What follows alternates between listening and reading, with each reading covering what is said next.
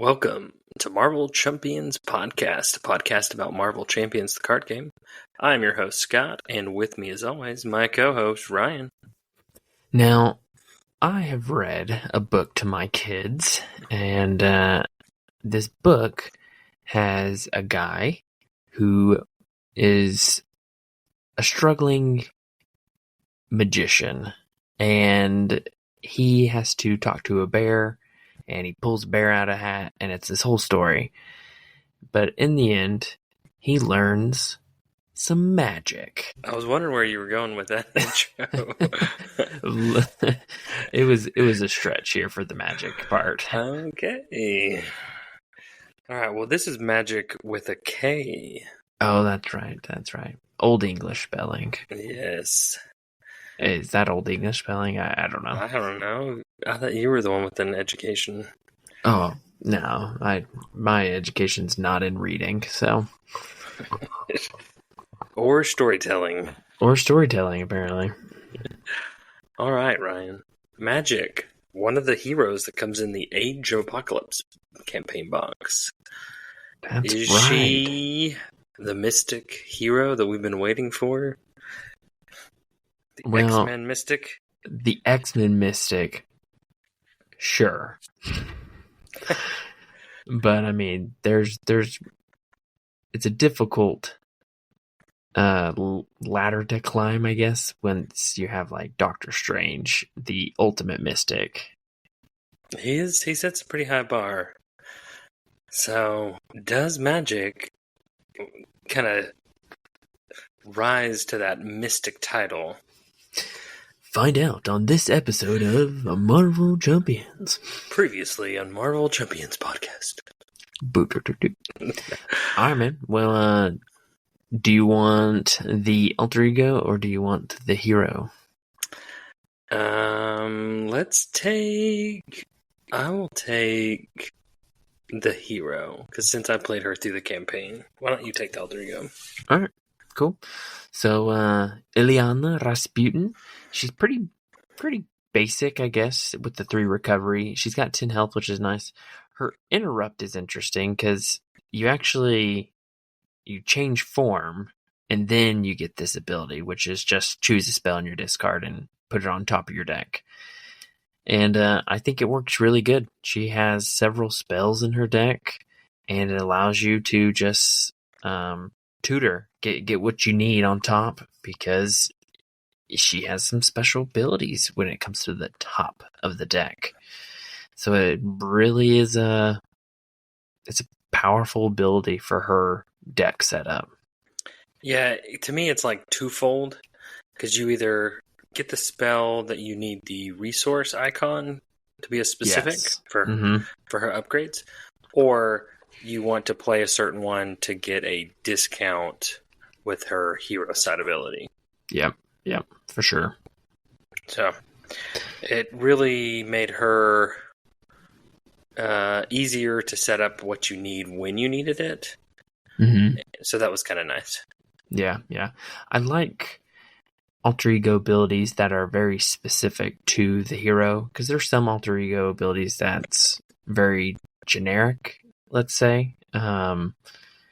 So I like how this one is very focused on making her deck work just the way it's designed. Yeah, I like that. It plays with that spell.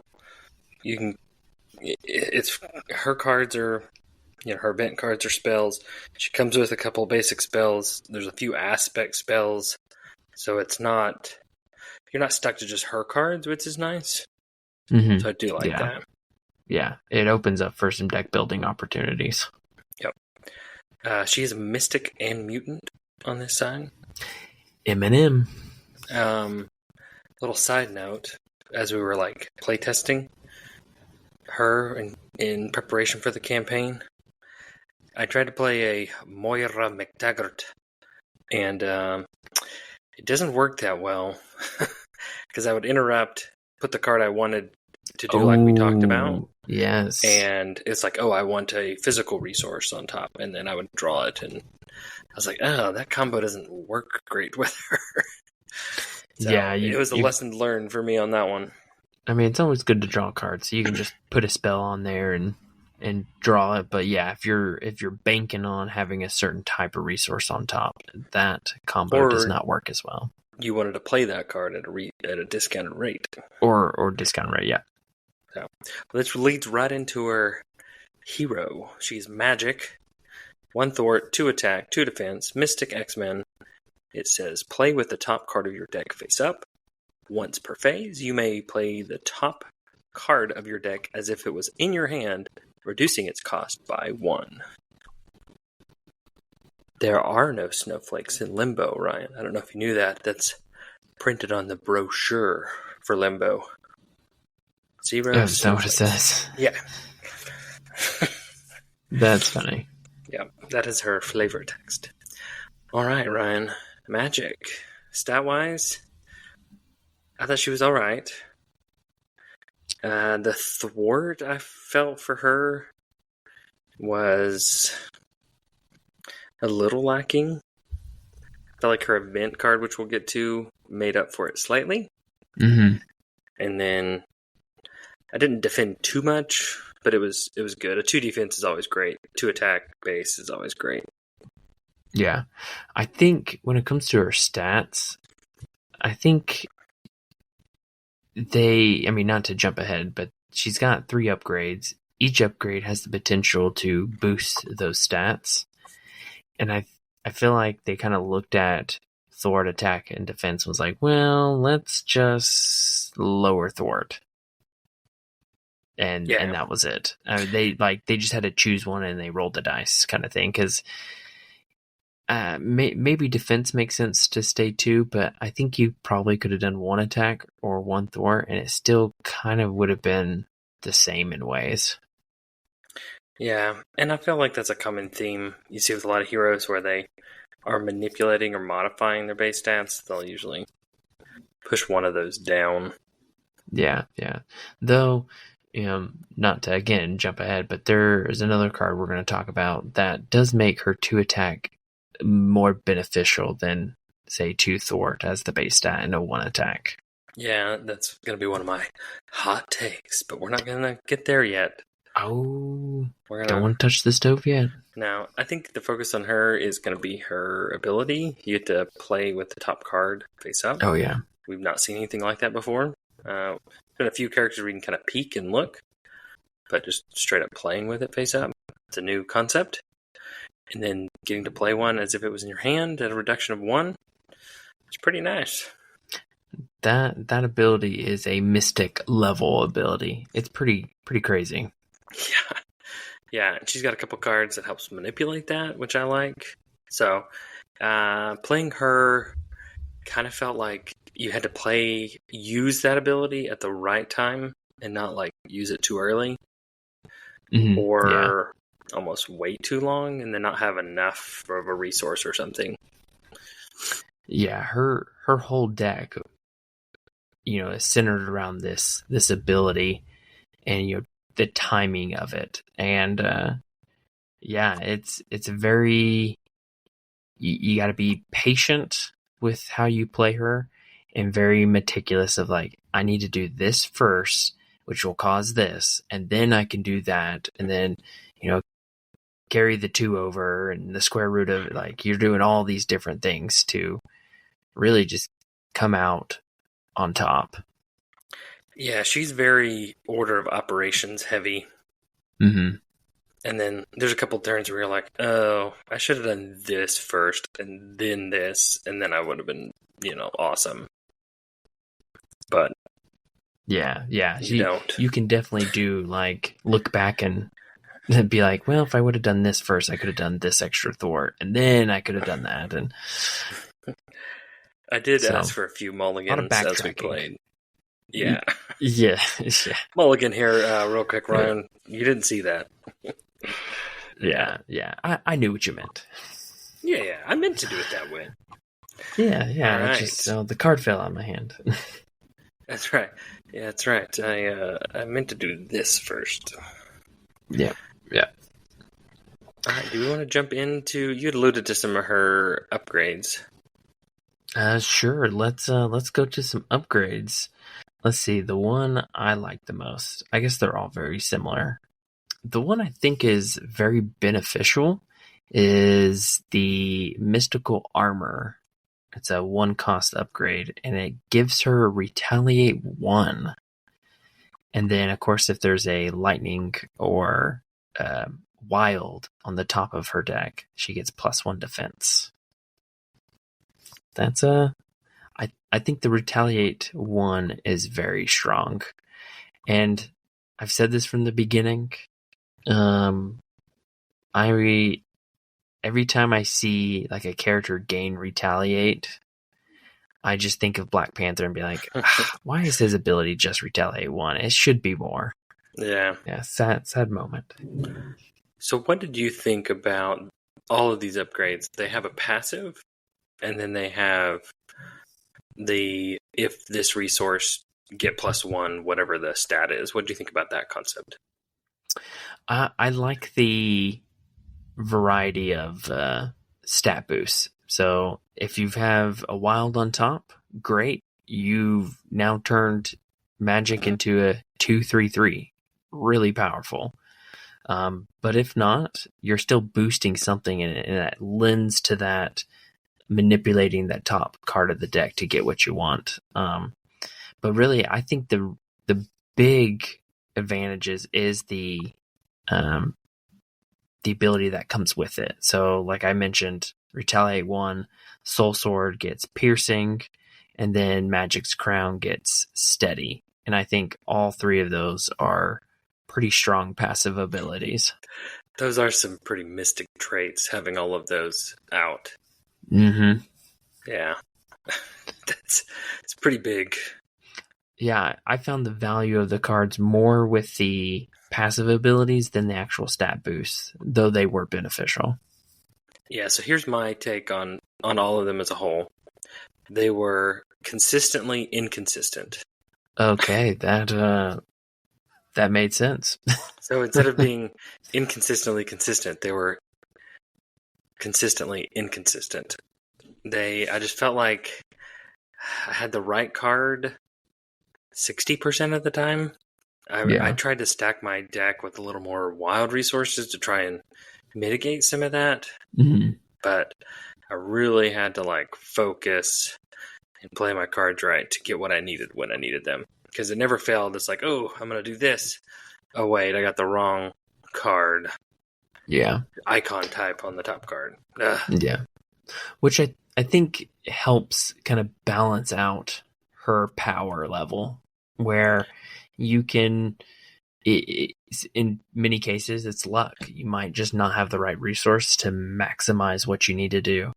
Versus, say, Doctor Strange, it kind of seems like he always has a way to do exactly what he needs to do. I can see that point. It is a little bit of a balancer for her, where she's not consistently that 2/3/3 like you mentioned. Yeah, because that's definitely, that's like a Cable level stats once he gets his side scheme done. Yeah, but I like the passives. Steady's always nice. I never really had to worry about stun and confuse. There's a lot of those in a lot of the villains of the box. Mm-hmm. When defeated, or when you get rid of this, confuse or stun. I could have been like, hey, let me take care of that because it's not going to affect me at all. Yeah. I think they're solid upgrades. I think they're unique to her. They're not just your typical +1 of this stat or whatever. I like how it makes sense with her deck. It plays with that concept, and I think that's a good way of doing it. Yep, I think it was a win overall. Besides being consistently inconsistent, I think they were definitely a win.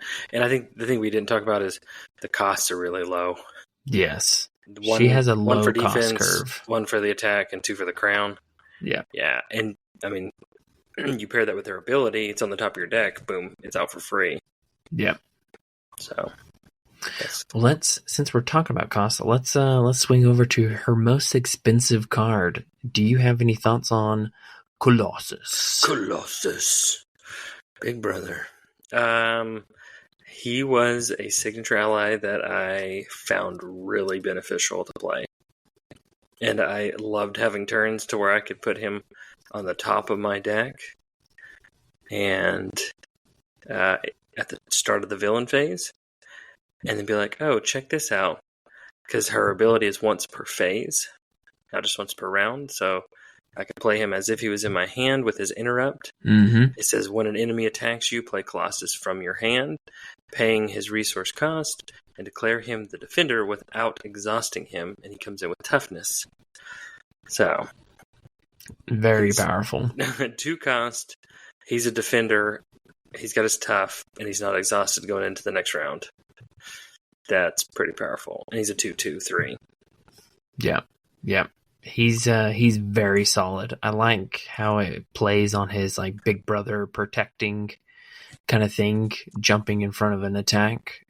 He's a strong signature ally, and I might even go on the limb that he might be in the running for the end of the year best signature ally. Yeah, so far from what we've seen, he's definitely not going to be in the honorary War Machine Ally Award. He will not be in that one. Yes, no, he's a win. I think they did a great job with him. Yeah, I don't think there's too much more to say. He's just abilities awesome, toughness 2/2 with 1 consequential for each. 3 cost, even without the discount, 3 cost for 3 health and toughness and all that. That is a signature ally. Yeah. Now, I don't want to go over every single card, but there are 3 more cards that I do kind of want to talk about specifically. Okay. Do you want to guess one of them? I'm going to go with Limbo. Ding, ding, ding. Limbo, the support. You can't talk about Magik and not talk about Limbo. Oh, Limbo. It is such a cool card. I mean, she is the Limbo champion on the island that she visits. That's right.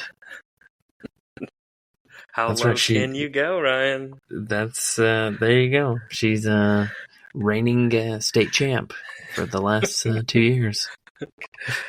All right, tell us really what Limbo is. So Limbo, support 1 cost, it's a dimension. That's cool. But it has a response and it has an action, but they're basically the same. And that is, for the response after the villain phase begins, exhaust Limbo. Swap a card in your hand with the top card of your deck, and then the action's the same. You exhaust Limbo, swap top card of your hand, or from your hand to the top of your deck. And yeah, that's an awesome card to get exactly what you want. Say, the combo you mentioned with Colossus. You have Colossus in your hand, the villain phase begins, boom. Switch it, put him on top, villain attacks, tough, boom. You're cooking with grits. Grits or gas? Gas, grits. I mean, this is a Waffle House, man. When you go to a Waffle House with Magik, I mean, it's crazy. I mean, it's already crazy at midnight, but... All right. Yeah, it does exhaust either way. So if you do it in the villain phase, it is down for your whole next turn. So there is kind of that. But the other thing is it's only an action. So you can't do it in Alter Ego. It's kind of random because you're not going to know what card's on top, but you can. Yeah, I mean, you could just do it to set up. And even if it's like, yeah, I'm in Alter Ego, and if I flip, I do that interrupt, though it's not a force interrupt, so you don't have to. Right. But you can still do it because you might draw a card or something like we talked about. So next card, the one. So I want to say one thing. Okay. Limbo was one of, for me, like her pivotal cards sticking out because that really helped with my consistently inconsistent. I could put what I needed on top when I needed it. Exactly. And without that card, it kind of slows her down a little bit, in my opinion. Yeah. And I think the designers knew it, and that's why it's part of the Nemesis interaction. Yeah. So I agree. Like Ghost Spider's dad. Yes, yeah. But I totally agree. I think it is such a key card to make her just flow even that much better. Yeah, she's a little clunky with her upgrades until she can get that out and really maximize what she's wanting to do. Yep. The other card that I really liked playing was Scrying. I was hoping you'd go Scrying because the next one I'm going to go with is a little bit of my hot take. Okay. Well, okay. I'll let you do that hot take. So I'll do Scrying. Okay. I love it. It's 0 cost. Look at the top 3, draw 1, discard 1, and put 1 back on top of your deck. That was it's such a good card to be able to just get what you need. And I love the combo of that with the either digging deep or is it White Fox? Yep. Being able to just, oh sweet, I drew it, I'm going to choose to discard this one, and then you get to draw it anyways. Or play it if it's White Fox. That combo was just, it maximized so much and allowed her to sink. And because it's a spell, you could throw it on top when you flip to hero form. Yeah, that was the other nice thing. Like, oh, sweet, I'm going to go grab Scrying. And there's another way to get it back again that I'll talk about in a second that just made this card nice. Because you get the card draw, which is nice, and then you get that benefit of putting that what card you need on the top of your deck when you need it. Yeah, Again, absolutely. It just kind of plays in more to it. Or you put the card that you want on top that you want to play with that discount of 1. Yeah, I really liked it. I love that it's 0 cost, so it really, you can just get into your hand somehow and then boom, get it going. The one downside is it did hurt. I did it a couple times, but I hate it being on top of your deck and you have to play it because it helps you do what you need to do. Yeah. So you're kind of wasting that -1 to play. Yeah. Because you can't get it out for some reason. Limbo has already been used. Yeah, exactly. So the other fun fact with that is it too is also an action. So you can play this card in Alter Ego if you wanted to. True words. You could play it in Alter Ego. It gets used, put on your discard, flip, use our Alter Ego ability, and just go put it right back at the top of your deck. Yeah. Because it's a spell. Yeah. It rocks. I love it. It's one of my favorite cards to play. All right. Yeah, you did like that one. And I was going to ask you about having been stuck playing it on the top of your deck, so good on you on that one. I guess I was scrying. I remember that other question. Oh. What do you think about only having 1 copy? I would love to have 2, but I think it makes sense that there's only 1. Because it's very powerful, in my opinion. All right. So, we're now going to talk about my card, and this card, hot take in my opinion, is her strongest attack event that she has. And that is Stepping Disc. Ooh. So it's not really an attack event, but this is one that I felt like I could just kept hitting with and just kept my turn going so much. So Stepping Disc is a 1-cost event. It's a superpower, hero action, ready your hero, choose a magic card in your discard pile not named Stepping Disc, and put it on the top of your deck. So you could just go grab the cards that you need of her kit just at ease, which is crazy. Because, in any hero, their cards are the best cards. So if I had to discard this or that, I'm like, I don't care, right? Caught off guard? Who cares who's caught off guard? Discard it, I'll go get it back. That's how I felt when I played her. Yeah, basically. Because you just go grab any magic card. It's like, Colossus, come on back. Come to the top of my deck. Let's play you at the discount of 1. Or it's like, man, I need that one. I need my Thwart event. Oh, wait, I'll just play Stepping Disc already. I'll go grab it, put it on the top of my deck, play it, limbo it in my hand. Yeah. It's just crazy. The versatility of it is nuts. Yeah, a 1-cost ready plus go grab whatever hero-specific card you want. Besides another Stepping Disc, obviously.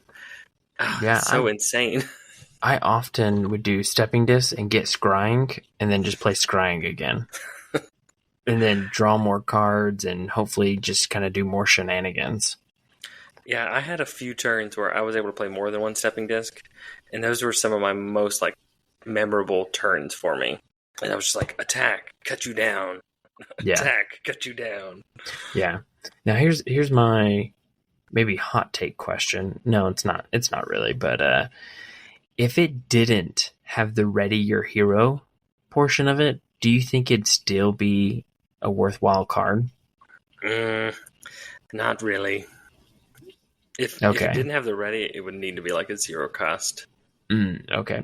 Would you rather it be 0 cost or have the hero ready? I think the hero ready, in my opinion, I found more value in the hero ready. Sometimes it was nice to go get the card I wanted. Sometimes I was just kind of like, I don't really have much in there. I'm just going to grab a card to throw it back in. Yeah, no, I agree. Really, in cases like that, I was just looking for the icon, the resource icon I needed or wanted. Yeah, I agree. I think the ready really rounds her kit, I guess. It gives her the ready that's always wanted in a hero, and then it also tutors her deck to do exactly what you want. So, yeah, it's her unofficial attack event. Yeah, it's our unofficial best attack event. Ooh, is that the hot take? That's my hot take. I've been alluding to with Magik. Yeah, and there's 3 copies, which is nice. It is in a way the better attack event. Because if you think about it, if you do have the right resources on the top of your deck, you got that physical resource. You attack for 3, and then you attack for 3 again for 1 cost, right? So 6 total for 1, plus potentially another card that you can benefit from on the top of your deck. And it has piercing, potentially. And it has piercing. Yeah, we're alluding that you had the sword down and you have a +1 attack. Yeah. So it's pretty strong. We need to focus on her other one, but we can mention, like, to me, that's one of her like negatives of her kit is her actual attack event, Soul Strike, 2 cost for 4 damage, and then maybe getting to stun the enemy that you have to attack, or the one that you attacked. Yeah. 2 for 4 for an attack just didn't seem great. Yeah, it's definitely being compensated because of the stun, which is very powerful. I mean, it's always great to have the stun capability and then confuse for her thwart version. But I think what makes it weird is that her thwart one is also 2 cost and removes 4 threat, and depending on the icon on the top, it confuses. So for the same cost, you're getting either 4 damage or 4 thwart, which generally is not how it goes. Normally, it's less thwart comparative to attack. In relation to cost, correct? Yes. Yeah, so it almost seems like Soul Strike should be 5 damage. Yeah. But I guess the value of the stun is being seen as more valuable. But what I found is, like, I need to Soul Strike this minion. Oh, 4, I killed him.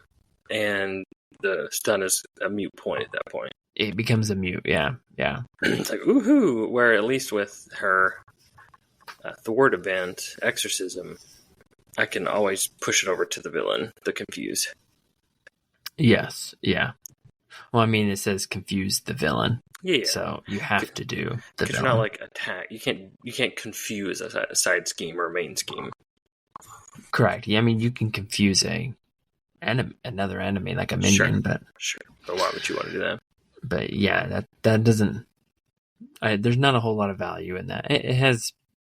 I have seen it where it's been valuable for a minion to be confused, but generally not.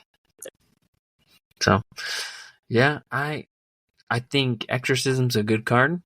I think it's very valuable. Soul Strike, I think, is it's okay, or at least when I've played it, it's been helpful, but it hasn't been like game shattering, amazing. Like, oh, I got Soul Strike, I'm ready. It's just more like, oh, okay, I got Soul Strike. I've actually, I think I want to say that I've even like discarded Soul Strike just so I could get a stepping disc. Yeah, I liked the value of stepping disc more. I'm telling you, it's Magik's attack event, stepping disc. It's true. It's true. Let's do this last card, and then I want to go back to a previous card. I had a question for you. Okay. But the last one is the Magic Barrier. It's the defense version. What do you think of that one? Is it good, bad, same level as Exorcism, Soul Strike? I thought it was okay. I never really planned for it or really sought it after, but sometimes it was nice just to be like, I can prevent 3. Typically, when we play standard like that, you're not taking much more than a 3 or a 4. Mm-hmm. So it did do that nice, and if you could happen to have it, the extra benefits of the resources on top, dealing 3 back to that enemy was almost better than Soul Strike. so I thought it was okay. I didn't think it was great. I didn't feel like how she plays, you're really looking for that card too much, but it was nice when I had it. Yeah. I had the same feeling. It was nice when I had it and it worked, but it was not one that I was just seeking for. Yeah, I agree. I wanted to go back to Stepping Disc because it's all about Stepping Disc. Okay. What are your thoughts that there's 3 copies? It's awesome. It's the most copies of any of her cards. Everything's either 2 or 1. So it's because they knew it was her best attack event. There it is. That's it. No, I mean, I liked it because it made, to me, the joy of this game is when you get to have those cool turns. Yeah. And it's like, boom, I attacked, played Stepping Disc. I attacked, readied, I attacked again. I got to put this card on top. Boom. I can thwart and attack this turn. And then, that card cycles through and it's like, oh, I need to put another physical out there. Or, hey, I got Scrying. I played Scrying. Boom, I got another Stepping Disc. Stepping Disc, ready again. Boom, attack. Yeah. So, it made for some fun, thematic turns like that. That was the card that I was hunting for. Like, if I could just get a Stepping Disc. Yeah. Absolutely. Yep. All right, man. That is all of her kit. Should we move on to the next part? Sure. What's the next part?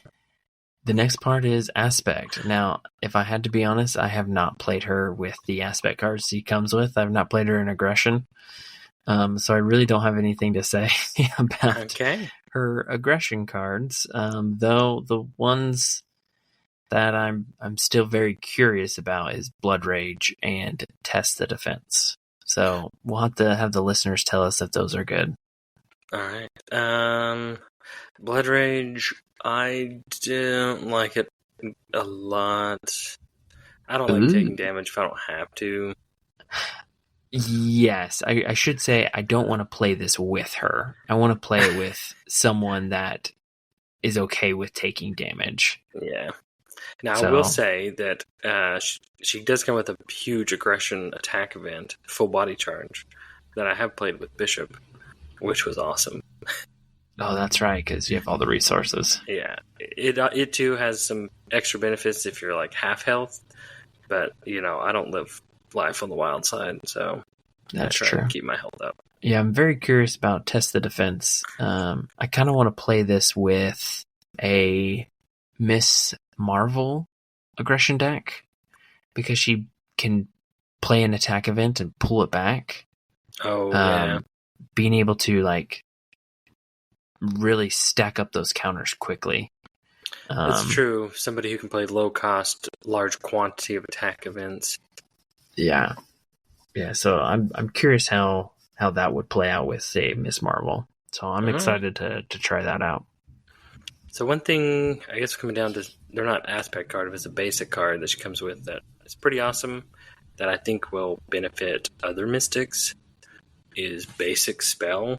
Oh. Yeah, this card is amazing. I think you misread it. I think it's Boss Spell. Boss Spell. It is boss level. Yeah, the numbers to the cost, plus her potential discount, make this one insane, and also the situational variety that you gain is just awesome. Oh yeah, this I would say this card is probably the biggest standout for me because it's a basic and other heroes can utilize it. It is crazy powerful. Yeah. And it really plays to her too. Not only do you have the spell trait, so it plays into her alter ego, you can get the discount if you get it on top. 1 cost for 3 health. Awesome. 1 cost for 3 threat removal. 1 cost for 3 damage, which is insane. You also get around guard, patrol, confused, stunned, crazy. Yeah. Because they're not technically thwarts and they're not technically attacks. So. Yep. Totally agree. I think it's a great card. And just kind of really levels out any mystic to be able to do whatever they need to do to succeed. Yep. And it kind of plays with that whole mystics really are basic aspect. Like, do you really need an aspect when you play the mystics? Yeah. Just throwing that out there. It's true. The best aspect for mystic is the basic aspect. I mean, because you have 3, hopefully you're running 3 copies of that. And then spiritual meditation. It's a reprint, so we're going to focus too much on it, but I mean, that card's great. Yeah. Really helps, does exactly what she wants, which is to get cards in her hand and then manipulate it with limbo and so on and so forth. Yeah. The only thing I would say, like, I need her to have a spell that has a physical resource. Because this one has a lightning, spiritual meditation has a science. Mm-hmm. So I was able to kind of throw those on top when I needed them. But I didn't have the physical. Physical was the harder one to get. I had to focus on wilds more than physicals to get that wild benefit, or the physical benefit. Yeah. And then the other thing I was going to say was... Oh, what is it about? Because I have a rapid fire for you. You made me forget. Okay, go ahead. I forgot. Okay. Rapid fire. Ready? Yep. Thoughts on... Do you want to do that first? Real quick. So in one of the previous episodes, I talked about hopefully having a spell like resource generator, and we didn't get that. I was a little disappointed. No. It was one of like hopes that I wanted.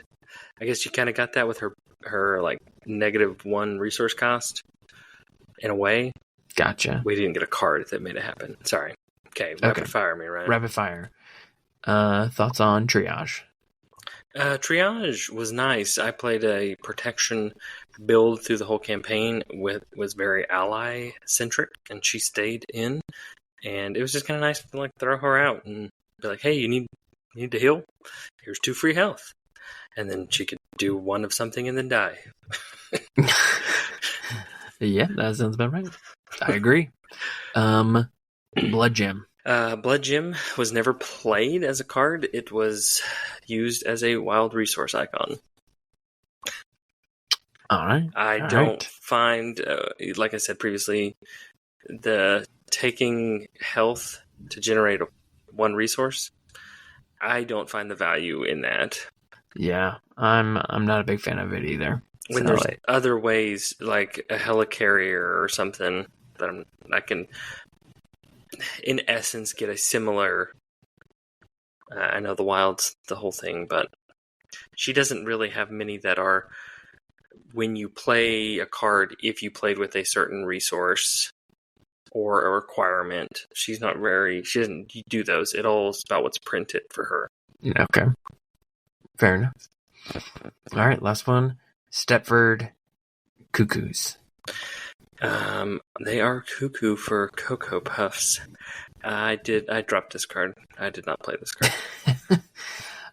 I am one that I do not like the, hey, there's this encounter card that's revealed. Discard it. Now just draw another one.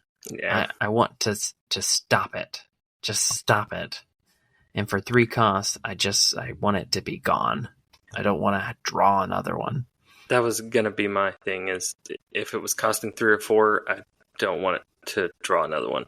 If you want to make it like 1 or 2 and have that, I can see that trade-off. But paying 3 and then having to still deal with cards. Yeah. I can see what they're going for, but I just don't like encounter cards. Why do I need to get another one? Yeah. No, exactly. All right, man. Do you have any thoughts on the Nemesis set? Velasco? Yeah. I'm trying to think. We saw him, I think, once or twice. I have seen him come out, and I've played him, but I've played it against the Nemesis and the Science Game, but I don't really remember ever encountering the minions or the treachery. I mean, I may have, but I feel like I don't remember ever dealing with them, so I don't have much to say on them. Yeah, I'm with you.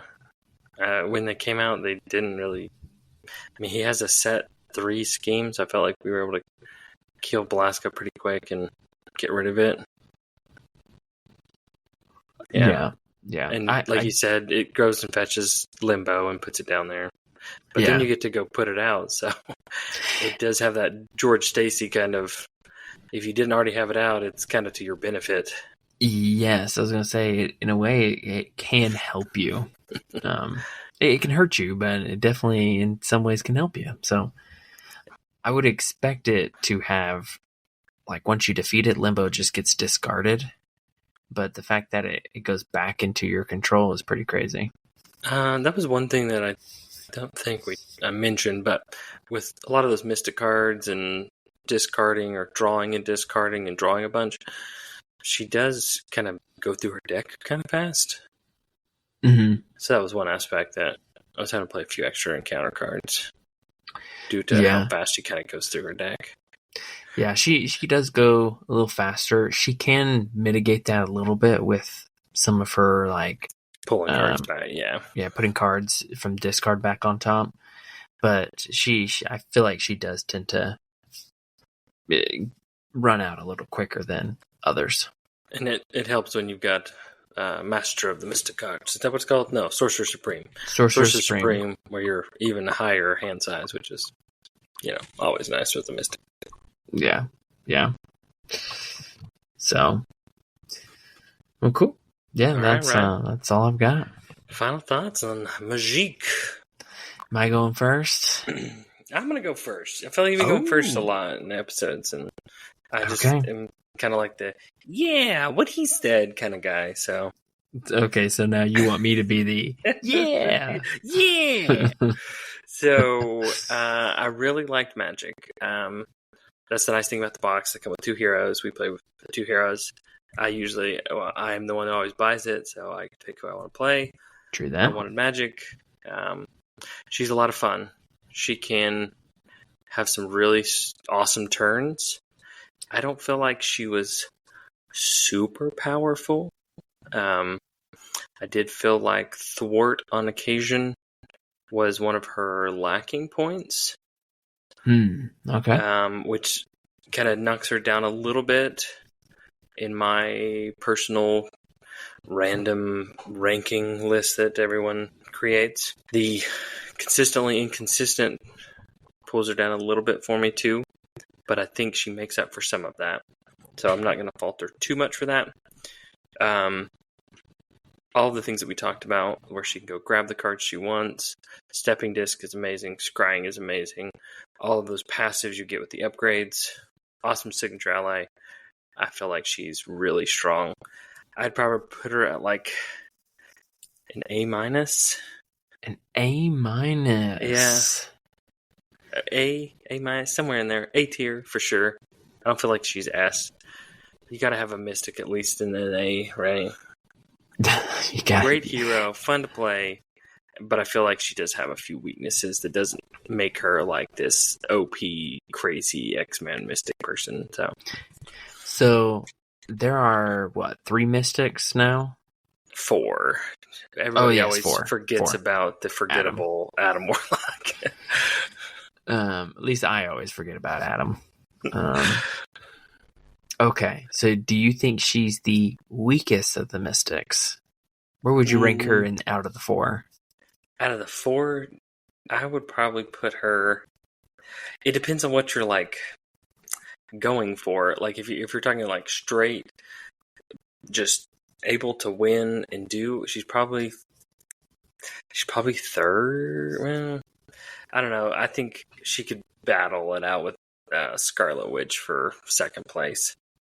I would say maybe sometimes she's probably number 2, but then sometimes she could be number 3. Okay. Depending on maybe a villain matchup, depending on what it is. Okay. All right. I'm sure that's going to be a hot take for somebody. Hey.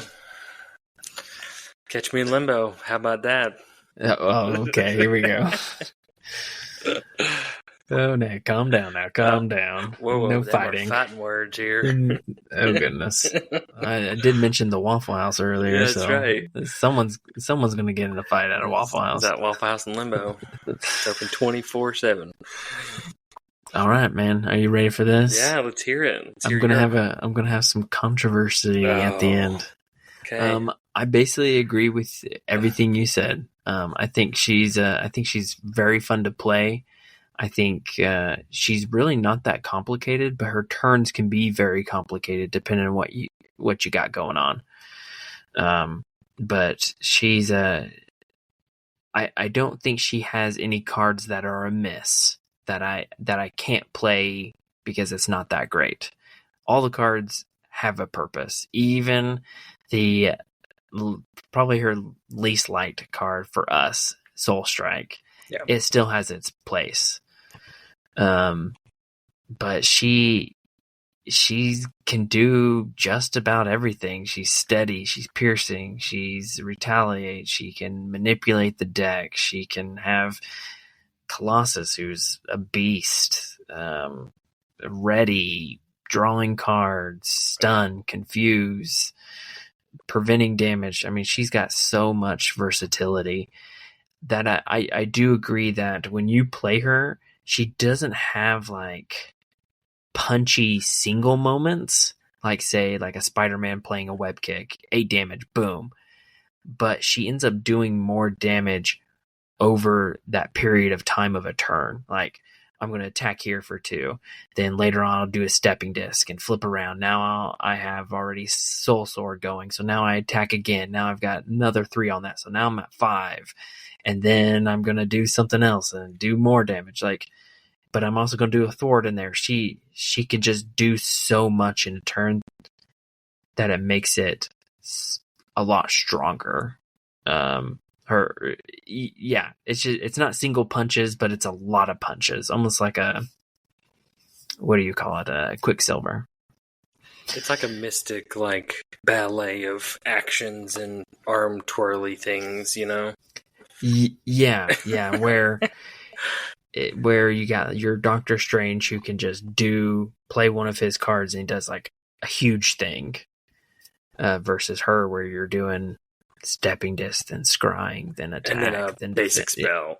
Just crazy stuff. Just crazy stuff. Her turns, every time I played it, her turns are not quick. I mean, when we were playing the campaign, I would be Bishop and I'd be like, all right, I'm going to play this, this, and this, and my turn's done. And you're like, okay, well, I'm going to play this, and then I've got to do this, and draw this, and move this card. Her turns are so much longer, but it's fun. You can really plan around it, and you can deck build around her a lot. And so that's really fun. Yeah. So with all that said, I have 2 ratings. Okay. A numeric and a number. I was waiting for this day. All right. So my first rating is, if I was judging Magik on just her kit, I would say she is an A. Whether A-, A+, A, it doesn't matter. A tier. Okay. She does everything I like. She's fun to play with, and she's great. I think she's just a great hero for the game. But I do have a caveat. Because she's Mystic, you're basically always going to be playing some of these Mystic cards. So if you include Sorcerer Supreme, which is like an auto include, Basic Spell, which now includes healing into her deck, and Spiritual Meditation, she's easily, with those cards, that high S tier. In my humble, correct opinion. Okay. I mean, it's once you add that basic spell, That's true. and you add that healing in, she has everything heroes can do. She's got status cards. She's got boosting basic abilities or basic stats. She's got retaliate, piercing, steady, readying, draw cards, all these things. She's got everything. But without that basic spell, she doesn't have healing. So that's, I mean, I guess healing's not all that great, but I feel like when you add the Mystic card, basic cards, it automatically just puts her in that S tier for me. Wow. All right, I'm going to change my answer. She got some extra credit. No, she just has an A. Okay, all right. You rounded the grade. I rounded the grade up. It was the 0.49. I went in and rounded up to 0.5. So you could have been that teacher that's like your grade is whatever, like 0.9, and you kind of look at them and be like, "Can you just like give me that 0.1 it's like so I can move up that letter grade?" 49. Yeah. And then they look at you and be like, "No, because I'm a terrible teacher." Well, I guess it depends on like how much they hated you or liked you. It's if they fudged the numbers for you. That's true. That's true. Yeah. Maybe that's. I know there are people that think she's that high tier. Okay. I don't think she's probably as good as Doctor Strange, but I think she's a lot more fun than Doctor Strange. I would play her before Doctor Strange. Okay. So. Okay. Wow. Well, maybe we'll have to have a Mystic game and just play them all together. Fight over who gets Sorcerer Supreme and basic spells. And oh, that'd be fun. Yeah. All right. Well, that is the first hero in the Age of Apocalypse box. Strong A, and Ryan says S tier. If you want to write in and tell us all the reasons why Ryan's wrong, we would love to hear I know. Yes. And you can reach out to us at marvelchampionspod@gmail.com. We would love to hear your thoughts about Magik and your likes or dislikes of her and whatever ranking you give her. And Ryan, I've tried to do like cool things, and I think I created like a Facebook page. It's not like a group, it's just like a page for the podcast, so go check that out, Marvel Champions Podcast. You should be able to find it. I don't know if I did it right, but working on some cool things with some AI automation that will hopefully start kicking out some stuff to there, so check it out, help us start growing that. And cool. I noticed we had some 5-star reviews, so that's Q. Thanks everybody for taking some time to do that. We appreciate it. Yeah. All right. Very much Closing appreciated. Words. Go play Magik because she's a great hero. Great job, FFG. Now, Ryan, you're telling people to go play Magik. This is Marvel Champions, the living card game, not Magic. Oh, my bad. Wrong podcast. Whoops. Sorry. Go play Ileana. Right. And as always, if you want to go from a chump to a champ, listen to the Marvel Champions podcast. Thanks. Thank you. Bye.